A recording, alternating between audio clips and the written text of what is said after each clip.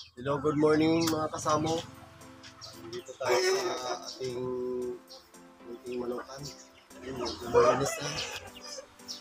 Tingnan nyo. Malinis ako.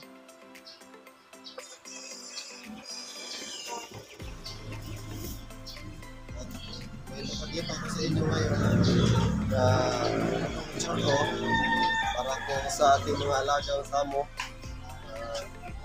Pakain sa kanila at saka dagdag din sa kanilang konsumo. Tapos na po ako maglinis. May natira pa dito.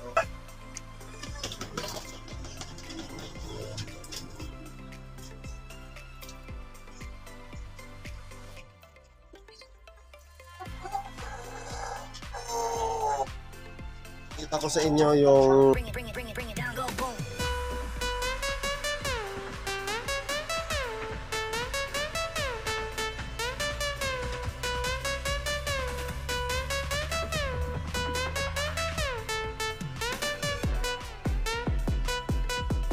natin. Ito po.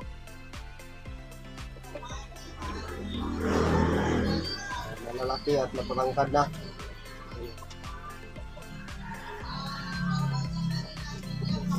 Mas natin. Dito pan yung panaka natin.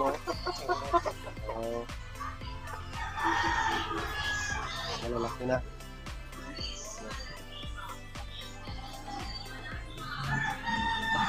May naglimlim na tayo. Unahin. Okay.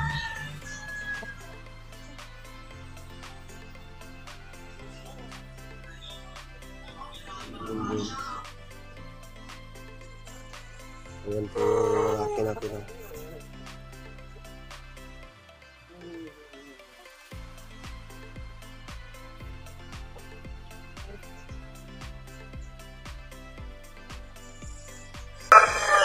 Lipat naman tayo sa kabila.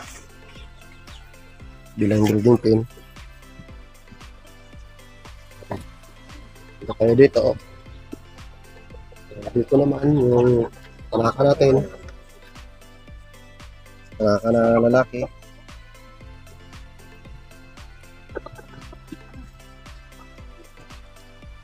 Yan.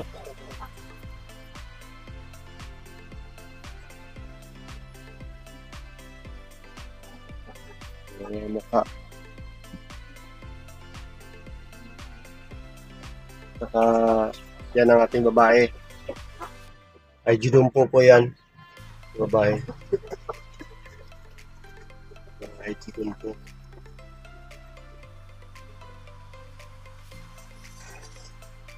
Napakalaki po yan. Dito naman tayo sa kabila. Nag-breed ako dito ng jumbo dumpo ng tail.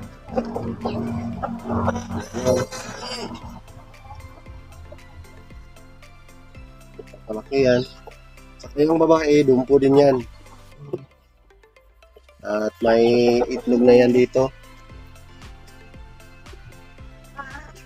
Yan o.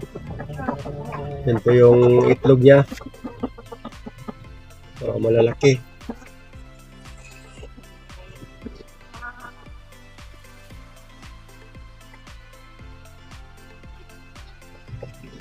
Nag-breed po tayo ngayon kasi naubos na po yung 46 pieces na dumpo na chick natin. Nag-breed na ko ulit. At may napisa na yung naglumlum dyan. Naglumlum siya. Kinuha ko na. Kalipat tayo dito sa kabila.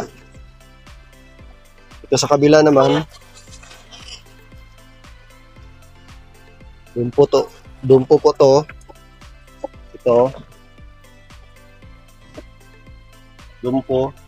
Saka dumpo po yung babae.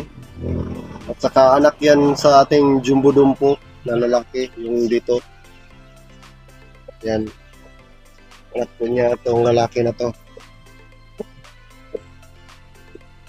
Laki po nito. Tingnan mo po yung paa niya.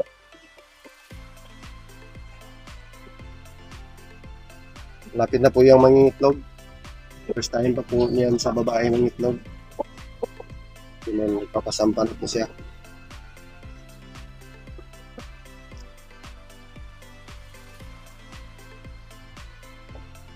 Dito. At dito naman sa labas, dito ko po magpa-breed yung mga babae natin. Tsaka yung lalaki, hindi pa po siya mag-breed. Dito po sila, oh. Ayan. Ito po yung IG natin, oh. Na lalaki, IG din po. Yung babae, IG. Yung mga nakita mo yung white at saka yung katabi ng white, mga dumpo po yan. Sila po ang cats natin ito po sa mga sising ko at saka yung sa ayan yung ulo. Anim sila lahat. May mga pabo rin tayo. Pabo rin tayo dito. Mga sisiw, pabo. Yan po.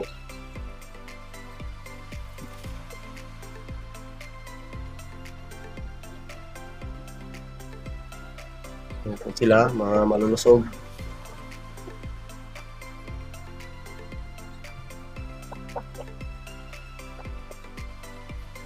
At dito naman sa ating kulungan, may dumpo rin tayo ditong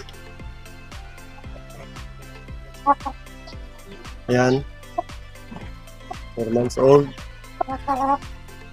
Matangka din yan, oh. Sobrang laki. Magkapatid po sila nito. Ito nandito sa likuran. Ito magkapatid po sila. Nilagay ko lang po dito sa kulungan kasi binubuli po siya dito. Ito at saka itong IG natin. Pero yung mga kapatid niya hindi naman binubuli. Siya lang po, kaya siya lang ang nilagay ko doon sa sa kulungan. Saka dito naman ang ating tanaka. Tanaka na babae. Yan. Yan po ang tanaka na babae natin. Tingnan mo sa mukha. Yan.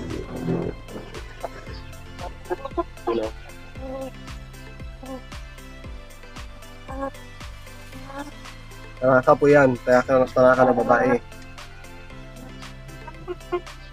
At saka may tinira akong IG dumpo dito. Nilagay ko dito. Sila. Mga IG dumpo po yan. 4 po sila.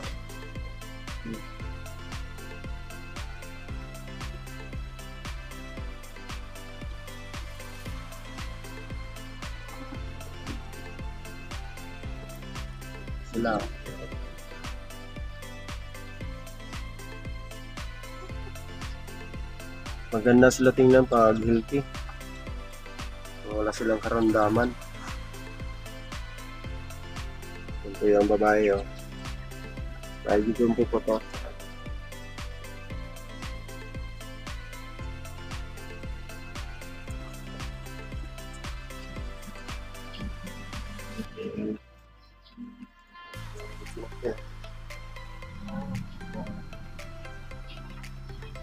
IG din po natin.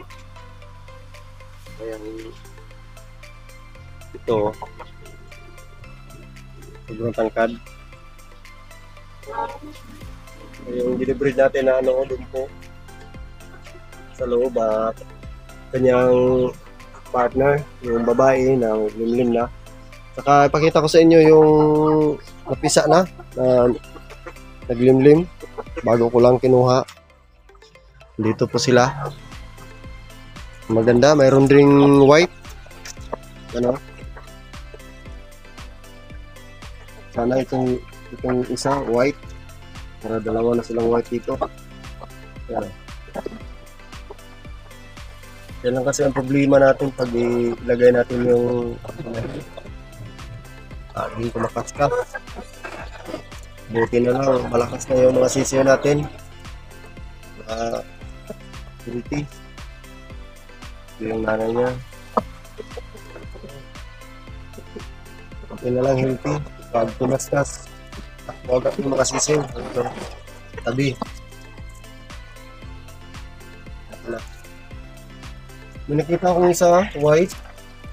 Sana white yan kasi para dalawa na silang white dito. Hindi pa ako nagbinta ng white. Kasi gusto kong paramihin ng white dito din. Siguro yung isa, pero hindi ako sure na white yan. Pero yung sa pakpak niya, white lang lumabas. Yan o. Yun po. Yan. Yan, paka na. Yan. White po yan. At saka yan o, yung brown. Tapos yung sa pakpak niya, white ang lumabas. Yan o.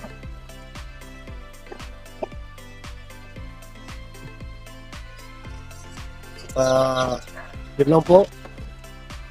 At ipapakita ko na sa inyo kung paano tayo mag-culture ng superworm. Bumili po tayo ng superworm, kalahating kilo. Bawat kilo po ng ating superworm, nagkahalaga po yun ng 600 per kilo.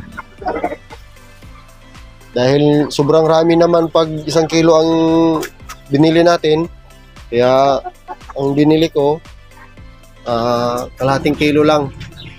Saka may mga jumbo na, akong binili. At ipasok ko na yung iba doon sa sa cups. Pag mag-beetles na yon, yun na ang gagawin nating breeder. At po, mag-sit up na po tayo doon sa sa ating mga superworm. At ito po yung ating superworm. Ito ko po nilagay. Ayan po.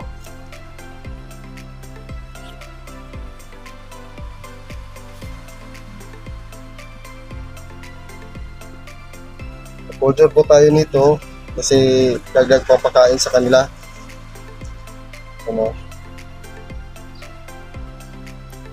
Sama na po to sa half kilo na binili ko. Ito mga jumbo.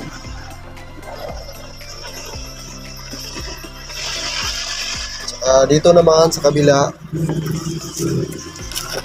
Ayan. Sobrang rami na. May mga malalaki na to dito. Pero hindi ko pa kinukuha. Yan o.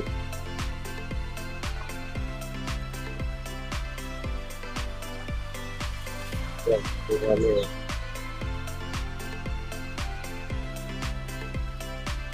Maganda po to sa mga manok, isda, tsaka yung mga nag-aalaga ng mga kalapati. Maganda po itong papakain sa kanila. Sa akin, magparami ako nito kasi gawin kong pang snack sa mga alaga nating samo.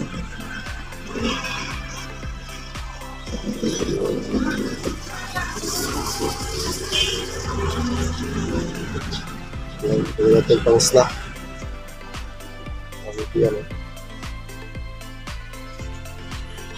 Ito sila karami, yung binili kong half kilo.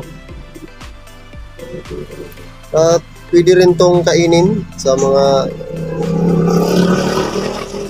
tao. Exotic food po ito.